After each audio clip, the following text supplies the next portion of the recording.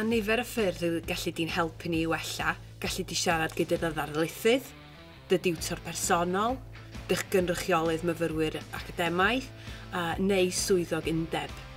A gallu di hefyd ddweithio ni drwy lenwi'r ffurflenni gwerthuso modiwl, ffurflen dylais ar waith ar-lein, neu drwy dy app Aber. Gad ni wybod beth dyn ni'n gwneud yn dda a lle gallwn ni wella, a chofio lenwi dy ffurflenni gwerthuso modiwl.